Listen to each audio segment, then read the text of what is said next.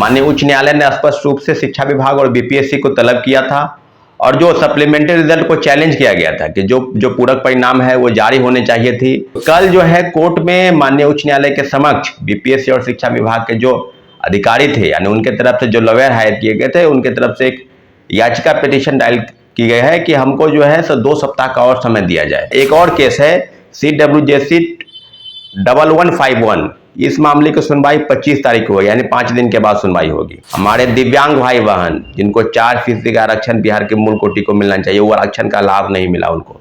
दूसरे स्टेट के लोग जो PH कैटेगरी के हैं जो फिजिकली चैलेंज है वो जनरल कैटेगरी में UR में जाएंगे, उनको लाभ मिला, उनको नौकरी मिली और बिहार के लोग कटोरा लेके भीख मांगने पर विवश है।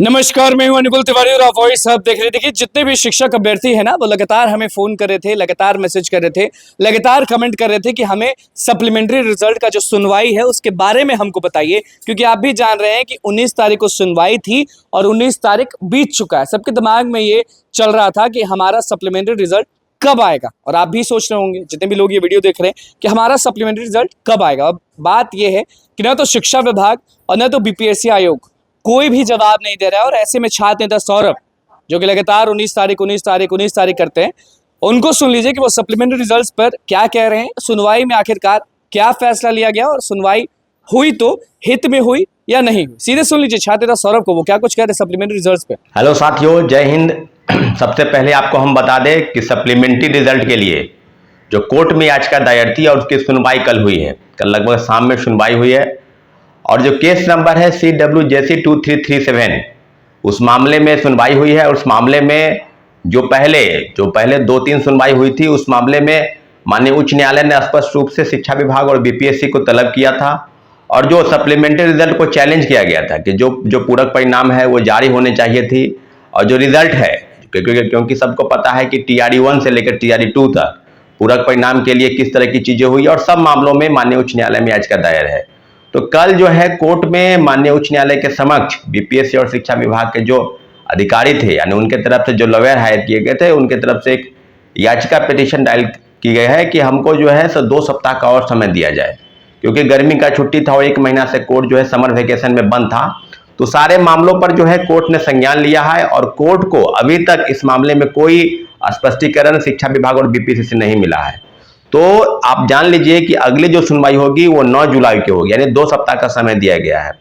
निश्चित रूप से TRE 1 के पूरक परिणाम को लेकर जो याचिका दायर है उसकी एक और केस है CWJC 1151, इस मामले की सुनवाई 25 तारीख को यानी 5 दिन के बाद सुनवाई होगी। पूरी तरीके से सप्लीमेंट्री रिजल्ट पर हम लोगों का अधिकार है। छात्र अभ्यर्थी जो शिक्षक अभ्यर्थी हैं उनका पूरा अधिकार है और पूरक परिणाम निकलने जा रहा है। आपको हम बता दें कि ये जो 25 तारीख को सुनवाई होगी ये मामले में भी इस तरह की चीजें अगर आएगी तो केस जितने भी केस है वो सब केस मर्ज कर जाएंगे, यानी सब केस जो है सब केस को मिलाया जाएगा। तो पूरक परिणाम के लिए घमासान जो मचा है कोर्ट केस के बाद, कोर्ट में केस में जो याचिका दायर है सब मामलों पर माननीय उच्च न्यायालय ने स्पष्ट कहा है कि आपके पास जवाब नहीं है। तो मुझे लगता है कि अगली जो सुनवाई होगी उसमें अगर हलफनामा दायर नहीं होता है या उनकी तरफ से क्या काउंटर फाइल होता है तो निश्चित रूप से सरकार के समक्ष जो चुनौती है और BPSC ने जो घालमेल किया है सब मामलों पर हम लोगों को जीत की पूरी उम्मीद है और निश्चित रूप से हम लोग कोर्ट में जीतेंगे। साथियों, पूरक परिणाम के लिए अब जो घमासान है, आगे जो बातें हो रही है रिवाइज रिजल्ट कैसे होगा, जिस प्रकार से आरक्षण के नियम का पालन नहीं हुआ, महिलाओं के आरक्षण में 17,000 महिलाओं को जो नौकरी मिली उसमें से मात्र 11,000 लोगों को नौकरी जो है दूसरे स्टेट के लोगों को मिला, तो फिर बिहार के लोगों को कितना मिला नौकरी आप समझ लीजिए। आंकड़ा जो है 57% नहीं, वो 70% का आंकड़ा पार कर गया। हमारे दिव्यांग भाई बहन जिनको 4% का आरक्षण बिहार के मूल कोटि को मिलना चाहिए वो आरक्षण का लाभ नहीं मिला उनको। दूसरे स्टेट के लोग जो PH कैटेगरी के हैं जो फिजिकली चैलेंज है वो जनरल कैटेगरी में UR में जाएंगे, उनको लाभ मिला, उनको नौकरी मिली और बिहार के लोग कटोरा लेके भीख मांगने पर विवश है। दूसरी तरफ जिस प्रकार से घमासान मचा है सीटेट मामले को लेकर कि 90 नंबर से कम वाले को बाहर किया जाएगा किसी दूसरे स्टेट के, 7% नंबर जो है वो सीटेट में आपको लाने हैं, यानी 150 का जो 60% हुआ 90 हुआ, 87, 84 या 85 वाले को आपने ज्वाइनिंग कराया था उस सबको बाहर का रास्ता जिला शिक्षा पदाधिकारी के स्तर से हो रहा है, क्योंकि कोर्ट का ऑर्डर है। सरकार के समक्ष हम लोग का जो प्रोटेस्ट था, बीपीएससी के समक्ष हम लोग की जो मांगे थी, और जिस प्रकार से लगातार दरकिनार किया गया छात्र अभ्यर्थियों की बात पर, अब माननीय उच्च न्यायालय एक एक चीजों का संज्ञान ले रही है। चाहे सीटेट मामला हो, चाहे 6 to 8 में जो OMR की कॉपी है दोबारा जांच करने के आदेश हैं।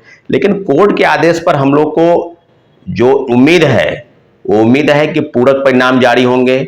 सप्लीमेंट्री रिजल्ट के लिए TRE 2 में जो 14,700 पोस्ट की जो भेजी गई थी सूची शिक्षा विभाग को बीपीएससी से, और उसके बाद बीपीएससी ने कहा कि हम सप्लीमेंट्री रिजल्ट निकालेंगे। पूर्व चेयरमैन की भूमिका पर भी आप सवाल है, क्योंकि TRE 3 में जो भंडाफोड़ हुआ और जो बड़े पैमाने पर फर्जीवाड़ा हुआ, इसमें दोनों अधिकारी ACS के पाठक और बीपीएससी का पूर्व चेयरमैन अतुल प्रसाद, ये दोनों व्यक्ति जिम्मेवार है। इसलिए जल्द से जल्द इन दोनों को कटघरे में लाने की जरूरत है, संज्ञान में लिए जाने की जरूरत है। अभी जो बातें हो रही है वो उसमें कोर्ट केस के संदर्भ में 25 तारीख को आपको अपडेट देंगे। लेकिन अभी जो बातें हैं कि आगे क्या होगा, आगे हम लोग एक बैठक बुलाएंगे। अभी बैठक कुछ दिन पहले हुआ था, अमित विक्रम भाई बैठक बुलाए थे। जितने भी लोग थे सब लोग जाके जिला शिक्षा पदाधिकारी के स्तर से रिवाइज रिजल्ट की मांग को लेकर अपने अपने आवेदन वहां जमा कराए, फिर वो पटना में आकर सचिवालय में शिक्षा विभाग में जमा कराए।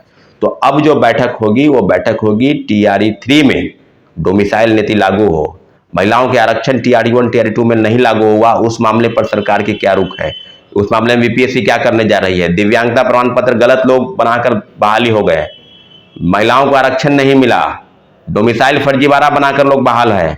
सबको 1 to 1 बाहर किया जाएगा, और खासकर 2 प्रमुख मुद्दे डोमिसाइल को लागू करना है TRE 3 में, ये सबसे बड़ा मुद्दा। इस मुद्दे पर हम लोग आगे बढ़ेंगे। और निश्चित रूप से अभी जो मामला नीट का मामला चल रहा है, नीट के बाद अभी जो मामला हुआ है UGC नेट, वो परीक्षा भी रद्द हो गई है। तो साथियों, हम लोग को पूरा उम्मीद है कोर्ट पर, और कोर्ट की उम्मीद से ही हम लोग खड़े हैं। निश्चित रूप से सप्लीमेंट्री रिजल्ट आएगा। जितने भी भाई बहन हैं सबको एक उम्मीद है कोर्ट से, और कोर्ट निश्चित रूप से छात्रों के आगे फैसला करेगी। ठीक है, धन्यवाद, जय हिंद। तो आपने सुन लिया कि छात्र नेता सौरभ ने सीधे कह दिया है कि सप्लीमेंट्री रिजल्ट्स पे सुनवाई तो हुई है, लेकिन बीपीएससी आयोग और शिक्षा विभाग कुछ कह नहीं रही। अब देखना होगा कि आगे क्या होता है। और पूरे वीडियो में आपने सुन लिया होगा ध्यान से कि छात्र नेता सौरभ का क्या कुछ कहना है सप्लीमेंट्री रिजल्ट्स पर। और आगे हम आवाज उठाते रहेंगे, क्योंकि शिक्षक अभ्यर्थियों का हक है सप्लीमेंट्री और हक है रिवाइज रिजल्ट, और ये भी हक है, सबसे बड़ा हक, TRE 3.0 में डोमिसाइल नीति लागू करवाना। तो हम रुकेंगे नहीं, हम आवाज उठाते रहेंगे, चाहे कोई कुछ भी बोले। तो बस कमेंट जरूर करिएगा कि कितना जरूरी है सप्लीमेंट्री रिजल्ट। तो बस हमारे चैनल को सब्सक्राइब करिए, इस पेज को लाइक करें। धन्यवाद। माननीय उच्च न्यायालय ने स्पष्ट रूप से शिक्षा विभाग और बीपीएससी को तलब किया था, और जो सप्लीमेंट्री रिजल्ट को चैलेंज किया गया था कि जो पूरक परिणाम है वो जारी होने चाहिए थी। कल जो है कोर्ट में माननीय उच्च न्यायालय के समक्ष बीपीएससी और शिक्षा विभाग के जो अधिकारी थे, यानी उनके तरफ से जो लॉयर हायर किए गए थे, उनके तरफ से एक याचिका पिटीशन दायर की गई है कि हमको जो है 2 सप्ताह का और समय दिया जाए। एक और केस है CWJC 1151, इस मामले की सुनवाई 25 तारीख को, यानी 5 दिन के बाद सुनवाई होगी। हमारे दिव्यांग भाई बहन जिनको 4% का आरक्षण बिहार के मूल कोटि को मिलना चाहिए, वो आरक्षण का लाभ नहीं मिला उनको। दूसरे स्टेट के लोग जो PH कैटेगरी के हैं, जो फिजिकली चैलेंज है, वो जनरल कैटेगरी में UR में जाएंगे, उनको लाभ मिला, उनको नौकरी मिली, और बिहार के लोग कटोरा लेके भीख मांगने पर विवश है।